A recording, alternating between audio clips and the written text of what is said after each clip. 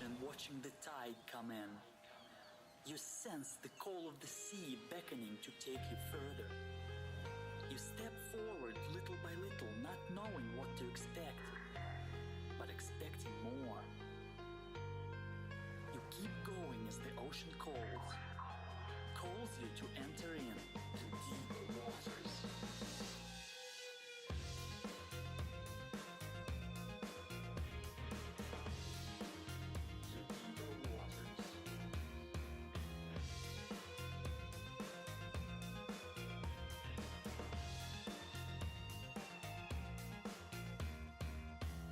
Hello everyone, and welcome to the Deeper Waters podcast. I'm Nick Peters, your host, seeking to bring you the best in Christian scholarship and apologetics. And today we have no exception, of course. We're going to be talking some about Bart Ehrman's book, The Triumph of Christianity. And, when this book came out, I was really looking forward to it, because this is a topic of great interest to me, and I was thinking, I'm kind of curious to see what Bart Ehrman's going to say about this from a more secular perspective. Turns out I was a bit disappointed by it. And my ministry partner has been writing a review of it, and it's an area of special interest for him. He has an argument for resurrection based on that, and I'm talking with him today. His name is J.P. Holding. He runs Tectonics, and he has a master's degree in library science and is a contributing writer to a Christian research journal. He has also written for publications of Creation Ministries International. So, JP, welcome back to the Deeper Waters podcast. Hey, Nick, glad to be back again. Now, if my audience doesn't know much about you, can you tell us a little bit about how you got to be doing what you're doing? Well, I've been at this since, the mid-'90s, and when I started battling with some people on a place called America Online, I suppose you might remember that place, right? I think I heard about it in ancient history when I was in school. I think so, too. I thought it was inscribed in a rock somewhere. Well, so I got started debating some people on there, and at the time I was already a librarian and already into research, and I saw in all the debates going on a place that I could do something. I joined up with another ministry, which at the time was called the Christian Apologetics Bookshelf. Mm-hmm. He turned it over to me in about just like a couple of years before 2000, and started my own website, Tecton Apologetics Ministries. That's TEKTONICS.org. And since then, been just using that to write nearly 2,000 articles and open up a lot of other places where I've been doing stuff too. And most recently, that includes the YouTube channel Tecton TV. Mm-hmm. So, got a small media empire going all at one time, I suppose you could say. Mm-hmm. Now, were you looking forward to Bart Ehrman's book? In the sense that you look forward to clipping your toenails, maybe. I mean, let's face it. Bart Ehrman is an excellent writer. He knows how to, state his premises clearly. He knows how to, say things in ways that people can understand. And I will absolutely take nothing away from him on that. But I think when he gets out of his assigned field of textual criticism, I think he tends to overstep his bounds and say some things that are not as reasonable or not as academically inclined as they could be for someone in his position. Okay. Yeah, folks watching here on the live stream and such, I do realize for some reason you all can't hear JP. I don't know why that is. I'll see if I can find out later what's going on. I'm trying to fiddle around, get things done here, but I'm sorry for any of the trouble here and such. But I gotta get back to asking JP about it. So, going through Ehrman's book, what are the things that stuck out to you the most? Well, what stuck out to me the most is the way he generally avoids the question that he's supposed to be addressing. And when this book was first announced some years ago, I had already put together my impossible faith argument, and and I knew that I saw some previews of Ehrman's book that led me to believe he might have something to say about that. I mean, I certainly had reason to believe that he was aware of my theories on that subject, because he had seen Richard Carrier's reply to it. So he certainly knew that it was out there. Mm-hmm. So I was hoping to see something in there related to, addressing the things I said, even if not mentioning me by name. I wouldn't expect that, but at least come up with something more detailed. And then his book was delayed for a while for a reason I don't know, but it came out a few months later than it was advertised to come out. And I found in it basically nothing that addressed any sort of arguments that I said. Nothing that really came down to explaining why he believes Christianity was triumphed the way it did. In fact, if you had to put it in a particular way, I would say that his explanation for why Christianity triumphed was people were told about it and believed it, which is not really an answer. Mm-hmm. It's not really an explanation for why Christianity triumphed. It's just an explanation of the process by which Christianity triumphed. Mm-hmm.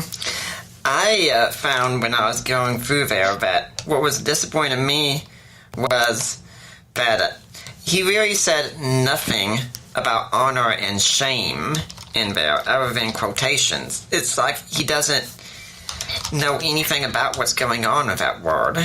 That is correct. I mean, I was looking for that all throughout. And when we get to the second half of the show here, talking about my own thesis in this regard, we are going to talk more about why we think honor and shame is so important. I think this would be a good example of what I was saying, of where he is speaking outside his field and talking about things that he hasn't researched thoroughly. You cannot really understand the world of the Bible thoroughly without an understanding of the way their society worked. And as we'll talk about later, the principles of honor and shame were very important to that world. It was central to their way of thinking. Mm-hmm. And although you can appreciate the Bible without understanding that, you'll appreciate it far more once you do understand it.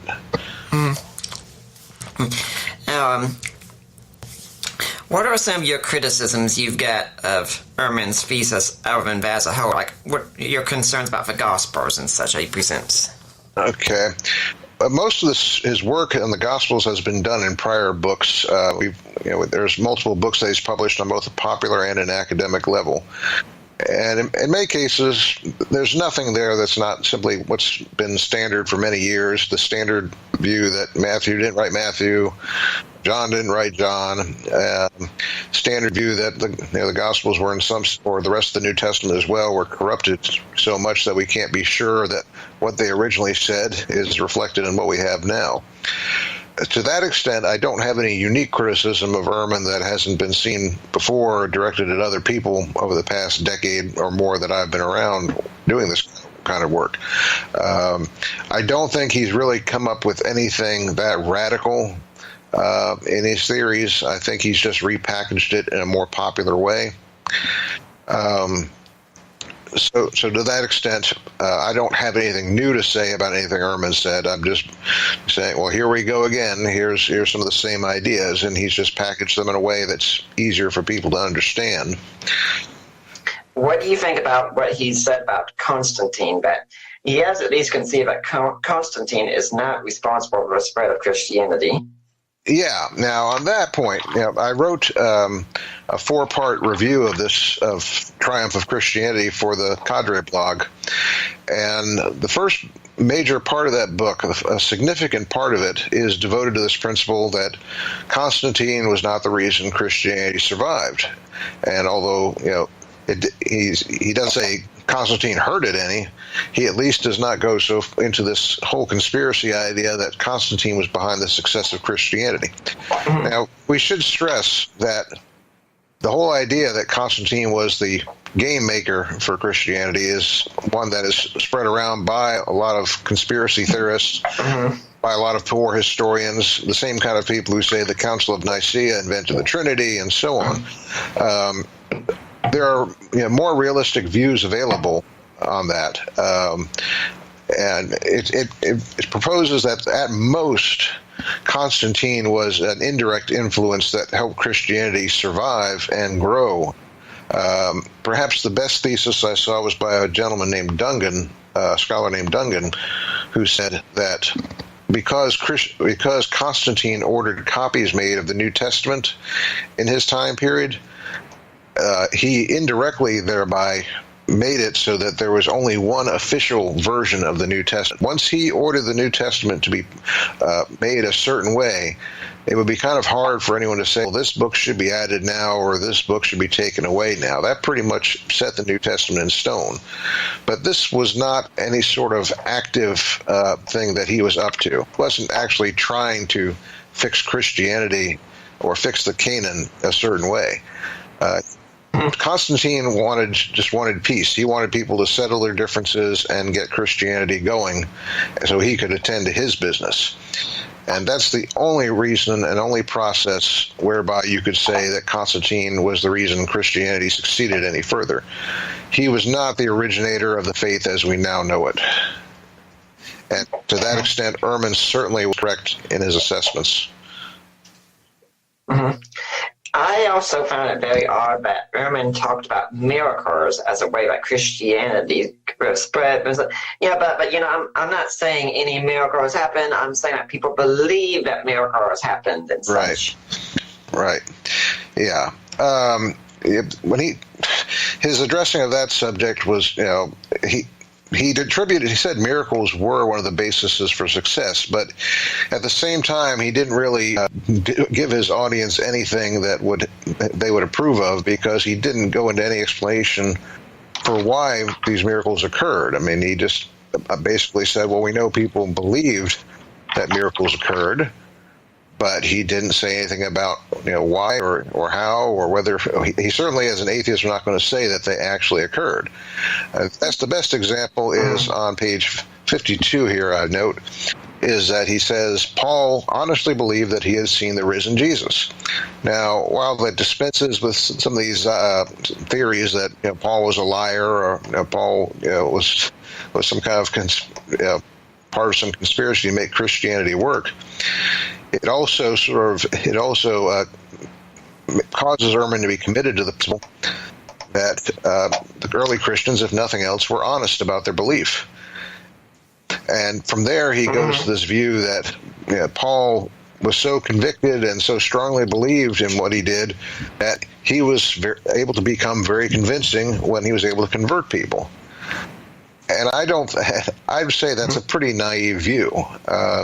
There's this idea today, especially, that someone's conviction or principles are sufficient to cause other people to change their minds. And that might be the case sometimes, but it's also the case because there's nothing against believing certain things, which is one of the principles of my Impossible Faith thesis, that there were so many negative things about Christianity that made it difficult to believe, that merely because of someone like Paul being so convinced of its truth, that's not going to be sufficient to convince others of its truth. Mm-hmm. Yeah. What do you also think we got towards the last chapter? I mean, I know this is outside your area, but he does seem to go into more political things. And I think he even said, for instance, that intolerance was disagreeing with someone on a subject. And I was read that and thought, did I read that right? Did he really say that?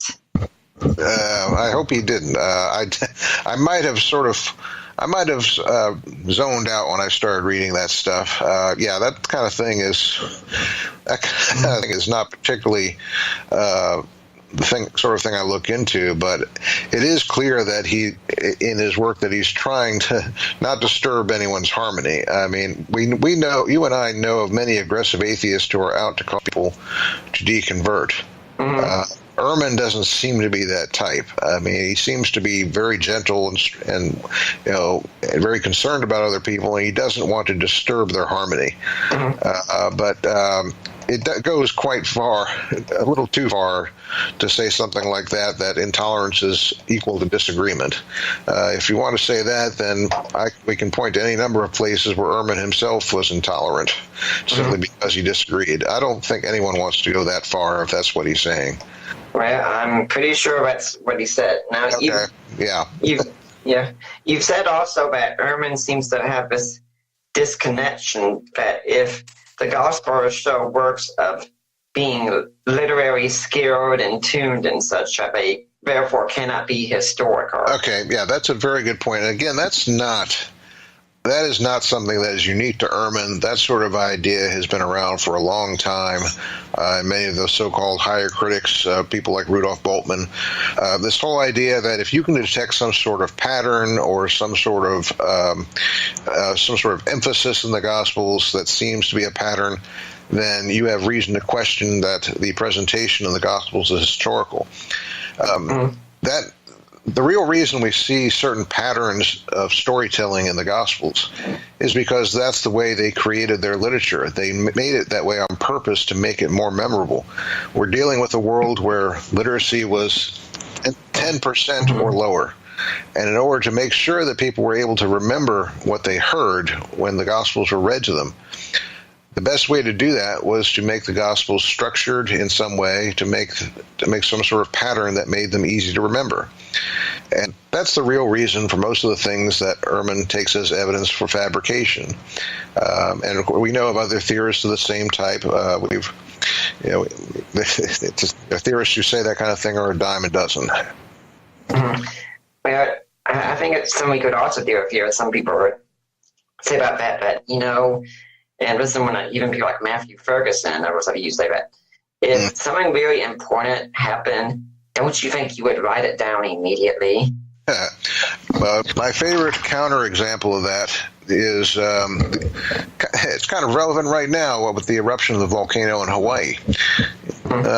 Just parallel is the eruption of Vesuvius, which took place in the 70s AD, about the same time as Jesus was around, just about 30 or 40 years afterwards. And that was a very important event. It killed millions of people. It buried two major small cities. It was visible from a major city. Surely that was so important that you'd expect a lot of people to be writing about it at the time. But the sad fact is that even though there were plenty of literate people nearby who could have written about it, the only writing we actually have about it comes from the pen of Pliny, the Younger. And that only occurred because his uncle, Pliny the Elder, was killed in the explosion.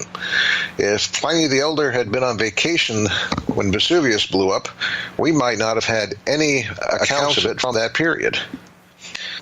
Of course, we have many hundreds of years later, but that misses the point that we're striving for here, and which the atheist is trying to make so much emphasis on, that if something was this important, surely somebody would have written it down. Well, there are repeated examples where that simply is not the case. And there are any number of reasons we could discuss for that. Never mind the fact that 90% of the people were illiterate. Never mind that the average pack of paper in that time would have cost like a year's salary for most people. And never mind that there was just no such thing as mass publishing. We can't. And then we get into the problem of things surviving to this day. Yeah. To go back to what you said earlier also about way things were written, I think very few of us would have read much from the ancient world if it was written, like, say, the textbooks that we used when we were in school to learn about history and such. I know Mike's told me that only one writer really wrote in that style back then, and his writings were not the most popular. Most everyone did have sort of literary finesse to what they were saying. Yeah. You had to make it interesting. You had to make it attention-getting. You had to make it, more importantly, memorable. And we're all familiar with the techniques for preserving memory. Repetition is part of that process. Poetry is part of that process. There are a number of ways you can make things memorable. But anyone in that time who did not write in that fashion, their work's not going to be preserved. And it was simply for practical reasons. You had to make sure that your work was memorable. So Mike has talked about that a bit. What was the name of the author he mentioned? I haven't heard this before. I honestly don't remember. It started with an A. That's all fine. That was just a moment of interest I had. So in terms of Ehrman's current thesis, he doesn't really seriously address the question of why people even bothered to transmit the Christian message, aside from they believed it was true. But the question we're trying to find out is, why did they believe it was true? And he never really gets to that point. And I'd really like to make a point here about something not he said, but that Robert Price said when he invited Ehrman onto his show. Robert Price mentioned my impossible faith thesis to Ehrman, and Price described me as saying, this is not an exact quote, but this is what he said, that I believe that Christianity was unbelievable and would not have possibly succeeded unless the Holy Spirit was inspiring people to believe it. That is a totally incorrect representation of what I said and what I have argued. Okay. I have made no statement whatsoever about the Holy Spirit's role in people believing. Maybe there was a role, maybe there wasn't, but that's not what I argued. I argued instead that in order for people to believe Christianity, they had to come to believe there was solid historical and real evidence for Jesus Christ having risen from the dead. That is what I argue. And that is something Ehrman not once addresses anywhere. He's simply content to say that, well, we know people believed it happened, period. Mm-hmm. Well, JP, I think we could go ahead and move on some to your counter thesis at this point. Your impossible faith thesis, since you kind of opened the door to that. And what do you mean by impossible faith? What makes Christianity an impossible faith? The summary of it was that because of the many parts of Christian belief that were so offensive, that were so problematic, that would cause people to not want to believe it, there is simply no way, I argue, that anyone outside of the very small group of people who were following Jesus on earth would ever come to believe that he was resurrected from the dead. We can certainly accept that there would be some small group that was associated with Jesus originally that would want to believe that he was resurrected, that would want to believe that he had risen from the dead because they had that investment in believing it. But when you come to someone who is outside that belief system, who is outside that core group that had an investment in believing, you come to the guy in Rome who has never heard of Jesus before, and here shows up this guy named Paul or Peter and starts telling him he needs to believe. You simply can't come up with a way or a motive for him to believe what Peter and Paul are telling him, unless there is some good evidence that the motivating force or act behind Christianity, that is the resurrection, had sufficient evidence that it occurred. Could we maybe make some parallel to, let's suppose, even today, someone growing up in an area, like you and I live in the South, we're in the Bible Belt here, and many people here grow up believing in Christianity, they're taught that and such. Then they go off to college, and all of a sudden, what they were told, such as giving your personal testimony and such, no longer works. Could there be any parallel? Yeah, I would think so. I mean, what you see there is, when people are insulated, and I've used the word insulated, but it's not exclusive to the South, certainly. It's exclusive to anywhere. It's anywhere you go. When people are not exposed to new ideas, when they are raised to believe a certain way, and this is a point that atheists make as well, so they can hardly deny it. There is a tendency for them to stay comfortable and want to continue to believe what they already believe. It takes some kind of radical change to overturn what they believe. For many people, being sent off to college, being exposed to those new ideas, is the leverage that makes them change their belief system. And this is something our opponents can't deny. They would say, oh, well, they are presented with evidence of these new beliefs, and it is convincing, even though they have been taught from the very beginning that, so that's kind of actually that's a very good analogy, and it's very ironic in a way, because it sets up to verify what I've been saying, that people don't believe what's very strongly contrary to what they've originally been taught unless there is a good reason. Yeah, but JP, are you sure this really works? I mean, look, Christianity was offering forgiveness of sins, eternal life, bodily resurrection. Who wouldn't want that? The people who lived in that era, shall we go over those things one at a time? Okay. All right. So what was the first one on that list? Was forgiveness? Okay. Well, first of all, we've heard today this. You're not going to feel like you need forgiveness unless you're convinced there's a need to be forgiven. And the gods of that era, they were sinners themselves. Let's face it. I mean, we've heard all the dirty adventures of Zeus, haven't we? I mean, turning into an animal and having his way with various women, and the other gods weren't a whole lot better off. The gods back then could kind of be compared to superheroes today. That would be for Goku, something like that, throwing their Kamehameha waves all over. But in any event, although people certainly believed there were certain moral issues, there were certain morals that had to be adhered to. I never saw any evidence that they had any thought that you had to be forgiven of sin by the deities. And certainly, the deities could watch out for people behaving morally, at least according to their moral standard, and certainly you might end up punished by one of them. But I never saw any evidence of the sort found in Judaism that there was this wholesale idea that you were in need of forgiveness. And certainly, if there was, all you had to do was something like, even in Judaism, is take a goat out there and take a cow out there, or take a chicken out there, and there you go. Your God is happy. So I think this idea that forgiveness of sins was something that was advertised and was considered attractive, I think that's sort of transplanting modern ideas that have been drummed into our heads by evangelists like Billy Graham for so long, and transplanting them into the first century. I don't see any reason to think that was around at all at the time. Yeah, I mean, not to downplay Billy Graham, of course. I mean, No. that kind of message could work just fine today, but it didn't back then. Exactly. It did. It wouldn't have had any effect on people at the time. Well, how about eternal life? I mean, who wouldn't want to survive the grave and live forever? Well, I didn't find a whole lot of evidence that there was a problem with that either. I mean, they had this. They had views of afterlife, of course, and some of them were pleasant, some of them were not so pleasant. But we don't see any indication that that they were particularly in pursuit of that.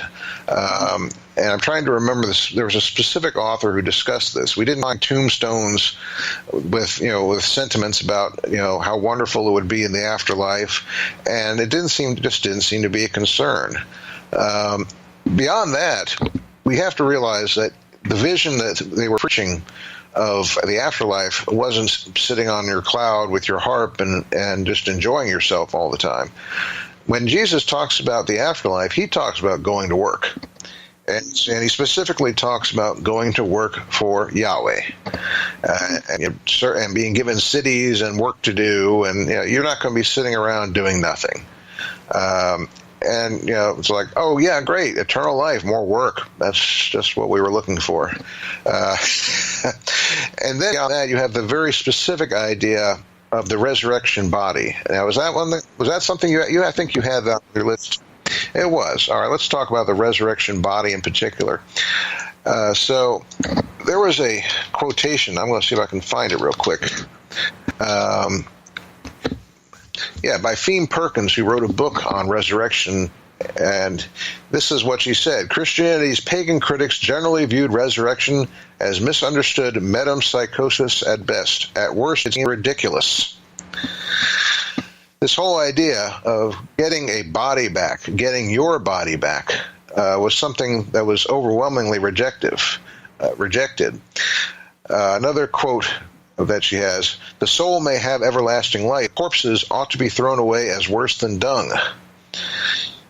Plutarch, one of Mike Lacona's favorite people lately, says it was against nature to send bodies to heaven. So now, does this sound like some people who want their body back, who are going to be happy about that? Now, keeping in mind as well, they believed that spirit was a form of matter, and so you already had a body of some sort. Mm-hmm. So you didn't need another one. I mean, you would have whatever you needed. But they had no favor outside the Jewish converts they may have gained for this principle of a resurrected body.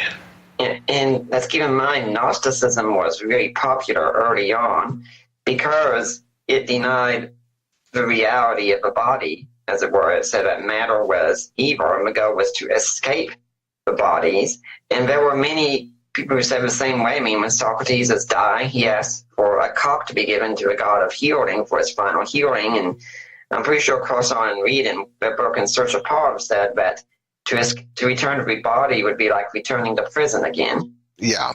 I mean, it was viewed as limiting. I mean, certainly the Jews, had their own belief that it was a far more positive experience. But when you're talking about converting Gentiles, this is not an attractive thing to sell with the resurrection of the body. You're like maybe a good analogy would be it's like trying to sell one of those old Ford Falcons that's like 500 feet long and weighs 10,000 pounds. I mean, try and sell that to someone who drives a Prius. It's kind of odd because so many people will say, well, Paul, he taught a spiritual resurrection, which we disagree. As the Gospels went out and they were trying to reach Gentiles, they turned it into a bodily resurrection to make it more popular. And for you and I, if they wanted to make it more popular, they would do the exact opposite. Precisely. And, you're talking about Gnosticism. Well, I mean, Gnosticism, the Christianized Gnosticism arose. Why? Because there was a problem, namely they're teaching this resurrected physical body, and Gnosticism is the solution. Oh, don't worry about that. You don't need that after all. Okay, here's a question someone who came in. JPH, do you have any info you can give me on the Dosophians? They are a Samaritan group that skeptics occasionally point to as an example of a messianic movement that didn't die out with the faith of their leader, but continued on in a way that they support the cognitive dissonance theory for the rise of Christianity. How is that spelled? I've never heard of this group, at least not by the way you said it. DOSITHEANS. I've never heard of that group. I'll have to look that up. Okay. I mean, let's talk about that kind of thing some here. I mean, I think in order to give some background on this question, we need to talk some about honor and shame. Yes. Something people don't understand. If you're trying to explain honor and shame to a modern American today, which in some ways you kind of are right now, how would you explain it? In a very simple way. It's very difficult to do in a very simple way, but here's the best way, I think, to put it. Honor refers to the view of how other people see you, how other people esteem you. Yeah, in the modern America, you're mainly concerned about how you feel about yourself. Although we know about things like peer pressure. You're encouraged to ignore that and just look to yourself and gauge for yourself what you're really worth. That was not their perception. The whole idea with honor is it's dependent on how others react to you.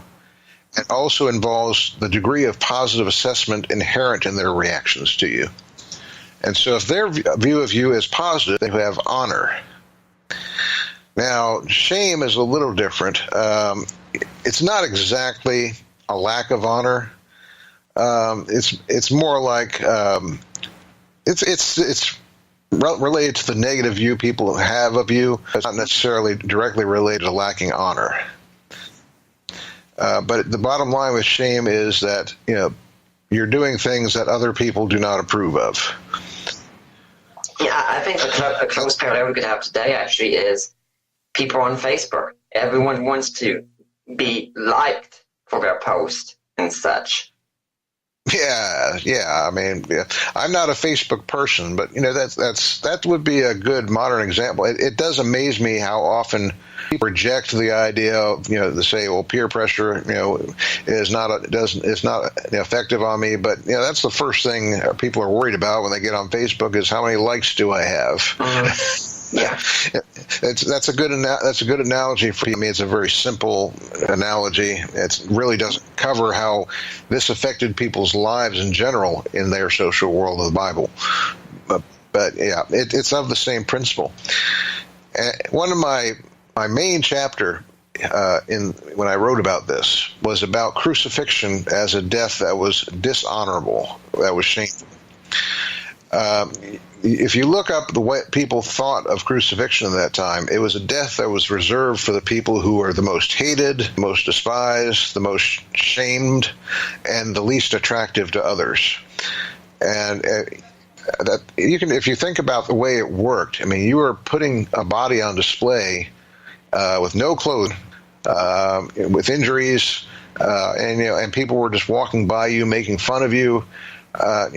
We're focused today on how painful that death must have been, but their thought was, here I am up on the cross being embarrassed, and people think so badly of me, and that would have been a far worse fate for someone like that than the pain would have been.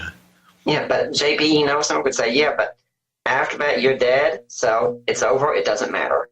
Well, that's fine if you're dead. But now imagine trying to go around preaching someone like that as the Messiah, as holding a position of the highest honor, as being worthy of the highest honor. Yeah. In my view, the only way that could possibly have worked out is if God himself was perceived as having overturned the judgment of shame that the crucifixion represented. And by doing of that was accomplished by the resurrection, by reversing the death that Jesus was subjected to. JP, I've had someone ask this, since we're talking about the impossible faith visas that you have here. Yes, how long did you do research for this, or is it something you kind of stumbled on while doing research on something else? I started doing the research that eventually became part of it in as early as 1998. The thesis itself has something like 10 to 15 separate points, and I would guess that at some date, like in the mid-2000s, I mean 2005 or 2006, I started putting together some of these separate ideas that were separate points at the time, and thinking, this could be a systematic kind of argument, and I started looking into them more closely, and I thought, well, yeah, I could make something systematic out of this. And that's eventually what I did. JP, doesn't Josephus say also somewhere that sometimes if people thought someone had been wrongly crucified, they wouldn't feel shame for them, they feel sympathy for them? Right. And what we're talking about there would be the small inside group, which would be equivalent to the apostles and a small circle of disciples of Jesus. I do allow for that small group to be convinced that Jesus rose from the dead because they have that investment. And so likewise, the people Josephus refers to had an investment in their movement. But this does nothing to explain how people outside that movement could possibly be convinced to join it. Yeah, but wouldn't someone like Richard Carrier, and to explain to my audience, I mean the unemployed, polyamorous, prominent internet blogger Richard Carrier, who's banned from Skepticon, wouldn't someone like that say, yeah, but, this story would have been appealing to people because it's about a guy who's faces worse opposition and he comes back from it and succeeds. This would be an appealing story. Yeah, it would be an appealing story if it was true. And that's precisely, Carrier never really gets past that either, any more than Ehrman does. His only answer seems to be, well, they believed it, therefore it. But you're missing that huge step in between. You can't jump from one end of the Grand Canyon to another just by saying he went up in the air and came down. That's not explaining it. That's describing it. And I've challenged people to give me a similar situation in modern times where show me where David Koresh is winning converts today. Show me where someone like John Wasey is being recognized as a hero. Where is the reversal of the same type in modern times? Well, the Mormon Church is pretty popular. Mormon Church. Well, I was anticipating that objection, and kind of ironically, at about the same time I was starting to put this together, I was also into Mormonism. And, of course, I wrote the book Mormon Defenders as my first original book. This was before they had ebooks, folks. They had these things called pages and covers. I'm sure some of you have heard of them. And so, since I had already learned a good deal about Mormonism, I decided to take the 10 to 15 factors from the Impossible Faith and say, hey, let's try and apply these to Mormonism, see what works out. Well, your immediate problem is that Joseph Smith lived in America in the mid-1800s when the rugged individual was just starting to become a popular concept. And so, you didn't have the whole thing about honor. There was still some sense of honor even among the founding fathers of America, and you can see them even talking about it. But by the time of Joseph Smith, they were able to say things like, well, what business is this is yours, what we're doing with polygamy? I mean, you mind your own business. And then at the same time, Mormonism had one big help. As soon as they got in big trouble, they skedaddled out to Utah. And they had to skedaddle several places. They had to go to Missouri. They had to end up going to Utah. And so they were able to sort of ensconce themselves in this little laboratory, so to speak, where they could develop and live at peace and grow and become a major force, which we don't have a parallel for with Christianity. That doesn't work. Beyond that, other things, resurrection. Okay, we've talked about resurrection being so offensive. Mormonism taught resurrection, and they taught it in a time when Christianity was the dominant. So they had no problem teaching things like resurrection. Now, they had a few unique doctrines, notably polygamy. But what happened to that doctrine? Have you heard of that? It makes for some nice TV now and then, but on the whole, the Mormons are not practicing that right now, are they? At least not on public. I suspect it's still going on in Utah, where it's safe. Sure. Not on public here. Sure. I mean, when the Mormon knocks at your door, what is the first thing they tell you about is, hey, you can join up and become a polygamist. Yeah. Nor do they go and tell you immediately, hey, here's the doctrine of eternal progression for you. No. Eternal progression has less of an unattractive aspect to it. Mm-hmm. But polygamy is certainly the most unattractive doctrine that they teach, and it got them in huge trouble early on in their history. And they actually did abandon it because, at least publicly, precisely because it caused too many problems for them. It caused persecution. So the parallel would be if Christianity gave up the resurrection doctrine because of persecution. And yet groups did, the Gnostics, but obviously that didn't happen for the mainstream. Mm-hmm. And I think this is something important to state, that it was Christianity as it originally was preached that survived, not Christianity that went through a bunch of different evolutions and then, lo and behold, conquered. That is true. It is fair to point out that many of the variations like Gnosticism, they were not reliant on some historic claim. They were not reliant on the historic Jesus rising from the dead. They were not reliant on any specific event happening. Much of their system was related to revelations that came to the people. And that's not something that you're going to have any ability to test. I'd like to remind everyone that you're listening to the Deeper Waters podcast. We're only going an hour and a half today due to time constraints and such. I've got J.P. Holding as my guest. We're talking about his work, The Impossible Faith, contrast to Bart Ehrman's The Triumph of Christianity.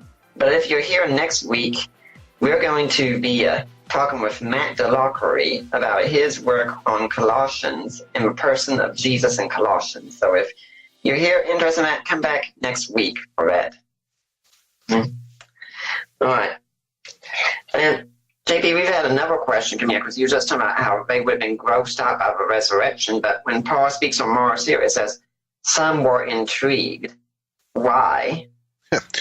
Well, I would say it's kind of like the same thing. People might be intrigued because they see a bad accident along the road. And I have let me see if I can find a note here on that. There were some people who just because it was a strange idea, they would want to hear about it. But that also is not the equivalent of believing. Simply because I think Luke follows up by saying this group of people always wanted to hear about the latest new ideas, and it's probably just simply something like a point of pride for them to be knowledgeable about all these strange ideas that were going around. Mm-hmm. But you don't see anyone coming to believe specifically from that group. I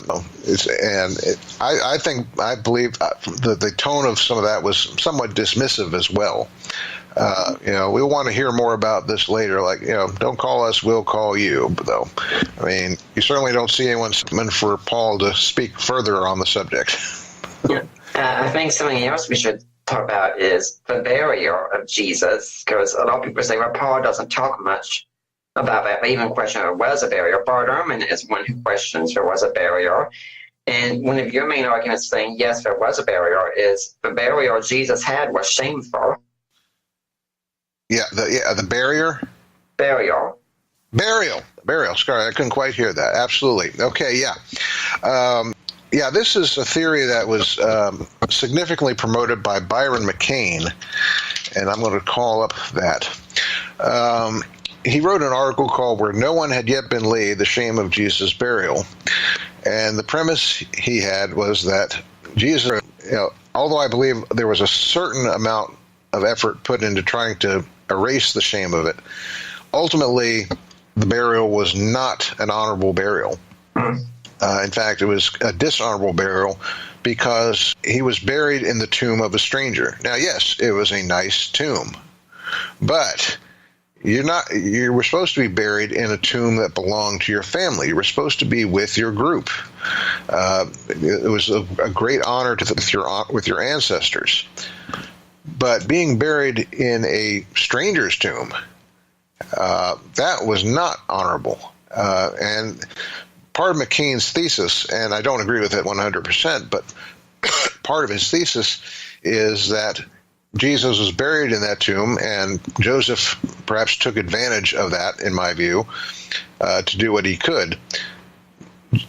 Jesus was buried in that tomb and allowed to be buried there precisely to shame and also to prevent any mourning of him, which was also shameful. If you were not mourned, that was bad. Part of the honor of the dead was to mourn them. And that, incidentally, is one of the reason why Cain would say, I'm sure, that the guard was placed at the tomb. The whole point of that, they would prevent a theft, which Matthew took advantage of as a point. But the main reason there was a guard at the tomb was to prevent people from mourning Jesus. They would drive them away. Mm-hmm. Well, I've heard some people say, well, if that's the case, then why are the women coming to the tomb Sunday morning to anoint him with spices and such? And I'm going to say, excuse me, but have you known women grieving over someone they love to be completely rational at that point? Well, certainly. I've known some men, too, frankly. But the women may have hoped that they would be able to they would be able to convince someone to let them through, because women were given a little more leeway sometimes. That much is true. And certainly, even if they were forbidden once they got there, it would have been honorable to make the effort. Now, let's also say something about the crucified Savior thing. I mean, Carrier again would say, well, several other people were crucified. I think he mentions Tammuz, for instance, was crucified, and it turns out just fine. That relates to a whole different topic, that I looked into quite a while ago, of course, with the book Shattering the Christ Myth. And I never found any of those people were actually crucified. The only one that he got close on, I think, was a figure named Inanna. Yes, that's the one. That's the one. Oh, okay. That's one you had in mind? Okay. Well, she was killed by judges in the underworld by being stared at, and then her body was hung on a stake. And that was a humiliating treatment of the body. It was akin to crucifixion. I would say it's like a cousin of crucifixion. But hold on a second, Richard. Inanna was brought back to life later, which means she was vindicated. And so, actually, you're supporting my argument, because by the same token, Jesus would have had to have been brought back and vindicated to be worshipped. Mm-hmm. Now, some people would say, but isn't this just cognitive dissonance that was taking place? Cognitive dissonance. Well, no, I'm not a psychologist, but thankfully I had someone who was a psychologist who wrote a chapter for me for The Impossible Faith. I just forget his name here and make sure I get it right. Because Michael Reagan? Michael Reagan. Yeah, Reagan Brown. Reagan Brown. That's it. Yeah. That's it. My one. There's too many Reagans out there. It's got to get rid of some of those. Yeah, he wrote me a chapter called Inapplicability of Cognitive Dissonance as an Explanation for the Post-Crucifixion Behavior of the Disciples. And what that mouthful amounts to is that, no, cognitive dissonance is not a good explanation. And I won't dare to try and summarize the chapter in just a few moments. But I encourage people to read that, because it is very interesting to read that, and it will be very useful, because it seems like the explanation of cognitive dissonance is just waved around by a lot of critics who have no idea what it actually is. I'd encourage people to also read Leon Festinger's When Prophecy Fails, the original study on this. And one of the main points to point out is when cognitive dissonance takes place, it normally does not reach anywhere largely beyond the original group. It kind of dies out very quickly, and Christianity did not do that. There you go. And that's, again, with what I was saying earlier about new conversions being limited to the small group that was originally adhering to Jesus. And how would that work to, I think his name was Sabbatai Sabai, the Jewish figure who was thought to be the Messiah, and yet converted to Islam? In his case, that was one of the parallel figures that I had thought of using, but when I looked at that movement more closely, I didn't think it worked out, because his conversion to Islam actually sort of aborted the whole thing. Mm-hmm. And the people who ended up, still having some kind of following to him, it started a new group that was sort of half Jewish, half Islam. There's not too many of those people around. It's a very stagnant group. If you want to see what Christianity ought to have looked like if it was a false faith, that would actually be a good example. You have a very small group that remains a small group that passes down a few things over time. But they don't make any waves anymore. They're not growing at all. To that extent, it's a good lesson in why Jesus had to be resurrected for Christianity to succeed. Mm-hmm. Yeah, another point that I don't think we've brought up yet is that Christianity was viewed with suspicion because it was new. Yes, yeah. The world of the New Testament was very suspicious of anything new. Everything old was considered better. The antiquity of a group or belief or system was considered a point in its favor. And one of the points that I've made, too, in there, is that the only reason the Jews gained any respect at all was because their movement could be traced to antiquity. Now, you can tell that the people like Tacitus, who didn't care for the Jews, were not too happy about that. I mean, it's something they couldn't deny. They knew that the Jews were of ancient heritage. And for that reason, they were able to gain some respect as a movement. The Jews were able to get some reconciliation with those that were opposed to their beliefs. But as a whole, a quote I have here, the primary test of truth in religious matters was custom and tradition, the practices of the ancients. And in contrast, the Christians were regarded as arrogant innovators. And there was a phrase that was used to summarize this: always, everywhere, by everyone. Yeah. Whereas Christianity was saying, not now, not here, and not you. Justin Martyr, I believe, also wrote the book. Especially when they severed themselves from any Jewish roots that they had, or were perceived as doing such. That was a strike against them. Similar to paganism in some of its beliefs, but they were doing the exact opposite many times. Yes, they were. Yeah, they were trying to prove that there were similarities, that there was a sort of feature of antiquity within Christian belief, and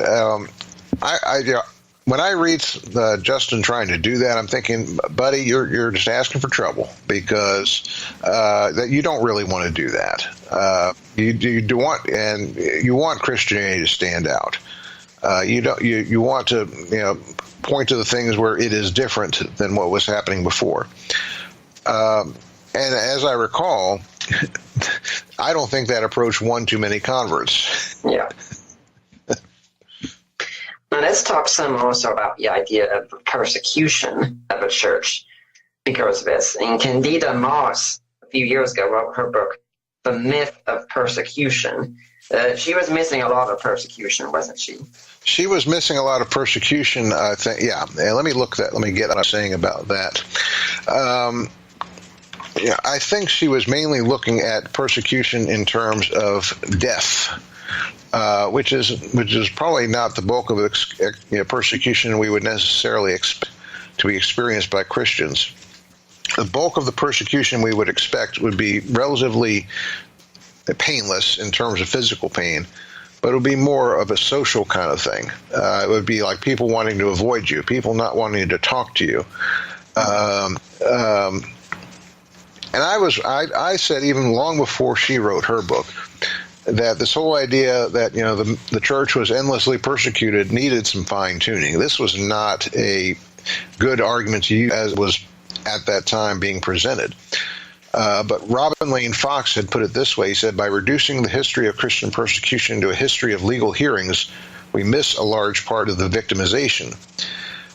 What we had to look at was insult, reproach, physical abuse, your property being confiscated. But in an honor and shame society, you were looking at people denying you honor and shaming you publicly. I think we could make a parallel today when we talk about the cults. If you're leaving Mormonism or Jehovah's Witnesses and such, you are ostracized by the community. Yes. Yeah, and I've known a couple of people who have been through that.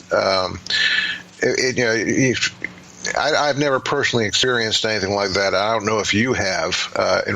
Let's put it this way. I mean, let's talk about, since I have a brother with it as well, Asperger's. I mean, there are people who might exclude someone like you for that, and that's certainly not fair. That's certainly wrong. But by the same token, you can imagine, being ostracized for being that way. And it's the same principle, with Christianity, only it's for a belief instead of because of something physically about you. People do, if you can imagine that because you believe something, people don't want you around them. They don't want you around their children. They don't want to do business with you. This is the kind of thing that most of the Christians would have faced far more often than they would have faced persecution in the form of being killed. And that's where Moss went wrong.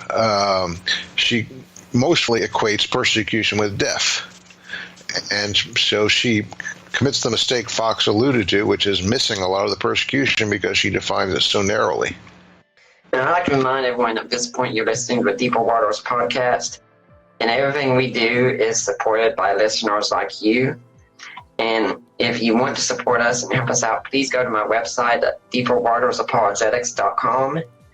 And there you can find the link, help support the work of Deeper Waters Christian Ministries, where you click that link and you get taken to the ministry of Risen Jesus. You've gone to the right place. Those are my in-laws, Mike and Debbie Lacona. And you go there and you make your donation. And when you do, when you get in touch with me or Allie or Mike or Debbie and say, hey, I made my donation. I want to go to Nick Peters. I want to go to Deeper Waters. They will get that donation. It will be we'll get that donation from them, and it will be tax deductible entirely. You can also buy some ebooks that I've written, such as one, A Creed of the Ages, The Apostles' Creed in Today's Christian, or ones that I've co-written, such as God and Natural Disasters, or ones that I've co-written with JP here, Christian Answers to This Generation's Questions, Godless, and Defining Inerrancy, which there'll be a special announcement about that one towards the end of the show, so be waiting and listening for that. And guys, Mother's Day is coming up, okay? And if you have any ladies in your life, chances are you know that a lot of them really like jewelry. And chances are your mother does too. Why not go to our jewelry store and purchase something that can be used as a gift for your mother? And when you do, 25% of what you purchase goes to Deeper Waters. And if you're not buying for your mother, you can buy it for your wife, that special lady in your life. You know what I always say? You can buy something special for that lady in your life to make up that big screw-up that you recently did with her. Or you can buy something special for that lady in life to make up that big screw-up that I know you're going to make with her. And please also go on iTunes and leave a positive review of the Deeper Waters podcast. I really love seeing them. And be watching also, because in a couple of weeks, we're not going to have a show on the 19th because I'm going to be in Greensboro, Allie and I together, and I will be a speaker at the Mention of Ours podcast, a small group of us that are unknown to most of your projects world, but have a big voice still. We'll be talking to you all there, and I'll try and record anything that I say, and in a talk that is, and bring it here and play it on the show for you all. Now, let's, we don't have as much time left here, so let's talk about some announcements. I did say something about defining inerrancy and such. What do you want to say about defining inerrancy? Yeah, well, that was a book you and I put together some time ago. Is inspired by all the stuff Mike Licona went through earlier, having to do with his interpretation of the raising of the saints in Matthew. Mm-hmm. And, it's been a concern of both of us for a long time that people need to define inerrancy in a proper way and not use modern ideas to understand the term and to interpret the Bible. So to that end, you and I are going to start working on a project now with Mike's encouragement and help in some ways that is going to be about contextualizing inerrancy. And what is that's going to be is where defining inerrancy was the explanation for what to do. I think this new project will be sort of the practical application of how to do it. Mm-hmm. And right now, I'm putting together some sample chapters to experiment with how this process would actually work. And then you and I are each going to have some chapters we're going to do. And I think most likely, certainly your chapter will be related to what Mike is doing right now. Mm-hmm. And I'm going to select a few others. But with any luck, we will get this out there sometime in the fall, I'd say. Mm-hmm. That would be good. We'll announce some stuff. I'm thinking of a working title will be Contextualizing Inerrancy. And we'll release more details as that becomes known. And definitely want to come back on here and start talking about it too at some point. Yeah, and I'll also be handling chapters on John Walton as well, since I'm a big fan of his and he's a good friend of the show. Absolutely so. There's a couple others that we're going to work out all the candidates.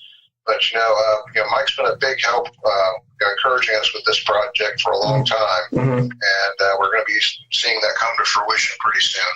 Mm-hmm. And for everyone else hearing about this, we got a live audience here right now, and since you're hearing about this, we're getting ready to do this work here. If there's anything you'd like to see addressed more in this, or work on contextualizing inerrancy and applying it for questions we have today, then the thing to do is to email you or I those questions, isn't it? Yeah, either one of us can answer questions right now. We don't have a whole lot of answers right now. I was talking to exchanging an email with Gary Habermas the other day. He's like, "Well, what do you plan to do?" I'm like, "We're still figuring that out. We're just putting you on alert for right now." Mm-hmm. those yet, but as I put together a couple of sample chapters and just think about exactly how the process will work, we can release a few more details, maybe even release a sample or two at some point. Mm-hmm. And is there a place that people can go if they want to be updated on how the project is going? I think I will go ahead and start putting some updates. Maybe you can if we can jointly write something and put it on Deeper Waters or on one of my blogs. Either one would be fine. Yeah, we can work. Let's work that out so we can give some regular updates if possible. Mm-hmm. That would be good.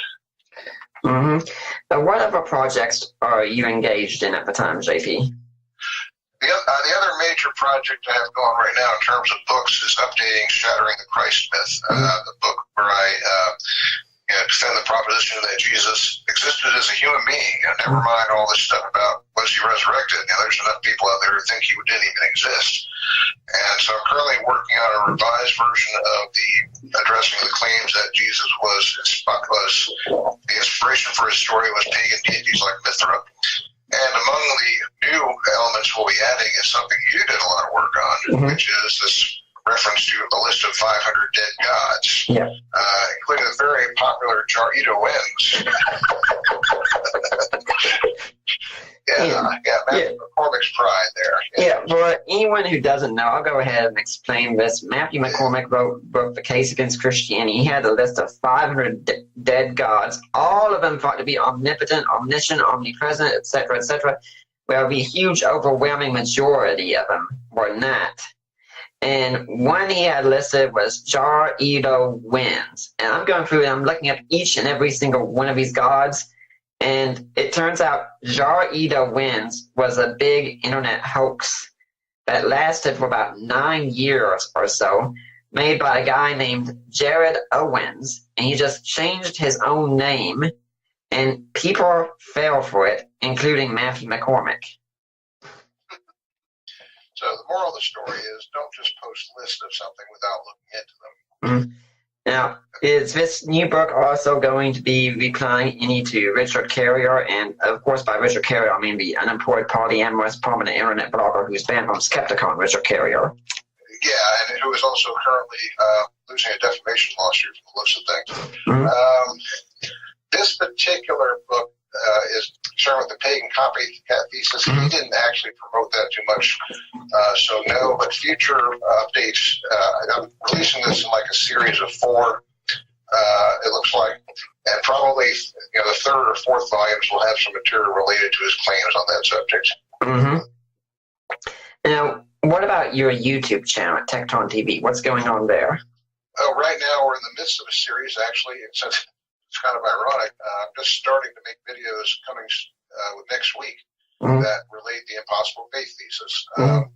More recently, I was addressing some of the more obscure claims, things like the idea that the Zoroastrians were the source for ideas about resurrection. And I also addressed an idea by a fellow named Robert Greg Cabin that we can't prove that Jesus was resurrected because no one dropped an atom bomb on him.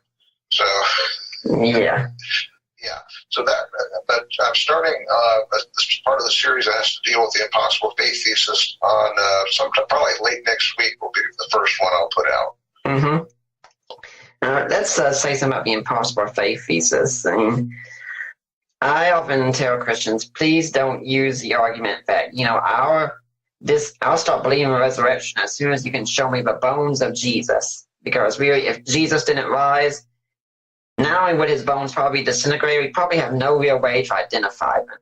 I think a better explanation was, can you give me an explanation that explains the rise of the early church better than the one that the apostles themselves gave?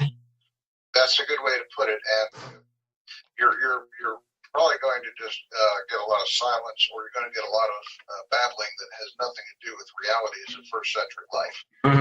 There's the assumption generally is people back then were just like they are now, and so that's probably why Ehrman figured he could get away with it, just saying, they just believed, because say if they think you just have good convictions, if you just have strong beliefs, you can convince anybody of anything. I challenge people to try that in a real world situation, though. where there's a big price for believing something, or where there's a big problem with believing something. And I haven't had any successful counters to that. And JP, we've had a question come in here, and I know we answered this one, but you might be amused saying it. Who draws the cartoons for Tectron TV? I do.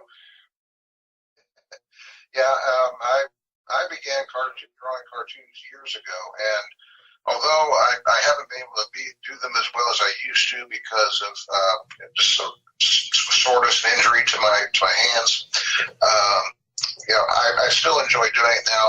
And the animation is very basic. I mean, you're talking about stuff like Speed Racer back in the 50s and 60s. I have a reader who is a consultant for that kind of thing. He gives me good advice. It's very basic stuff, but it's a good and unique way to get things across to people, which is really what Tecton TV is all about. It's showing that we can get complex ideas about Christianity boiled down to a simpler format that anyone can enjoy and understand. Yeah, I like to let people know that we recently had a friend of Deeper Waters donate some video software for us, the Sony Vegas 15, I believe it was, to us. So we're going to hopefully start making videos soon ourselves as well, in addition to the podcast being uploaded and such. Now, JP, we are getting your show. If someone does have some questions about what they've heard from you on the show today, do you have a blog, a website, an email, way they can get in touch if they want to find out more?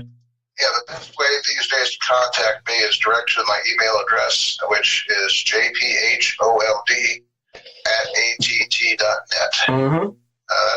That's the main email I use for any ministry work and business. That's the email I've used to answer questions for several years now. Mm-hmm. And believe it or not, I actually do answer emails. I think there's a guy named Nick Peters who can attest to that. Yeah. Yeah. He wrote me something like, 15 years ago? Uh-huh. Well, I sure regret answering that email now. We've come a long way, and so much has changed that as you and I are talking here, our wives are talking on the phone. That's right. Our ladies are having a good time talking to each other while we're busy talking to each other. Yep. And, I was hoping that happened in my life someday. Yes, and it certainly did. Mm-hmm. In ways you never expected. Yep. Now, do you have any final message you'd like to leave with the Deeper Waters audience? No, it's just been a pleasure to be on here. Again, I think this is the third time. And, yep. You've done really well with this. It's been great that you've had so many good guests. And I'm not talking about myself. I'm talking about, you've had some amazing names on there, and you keep up the good work. Thank you, and I'd like to remind everyone, and I do hope we will see you back here again sometime, no doubt, and to contextualizing and now as he comes out, we'll have a good discussion on it together. And I'd like to remind everyone that next week we're going to have Matt DeLockery on talking about Colossians and Christology. For now, I am Nick Peters, and I'm signing off.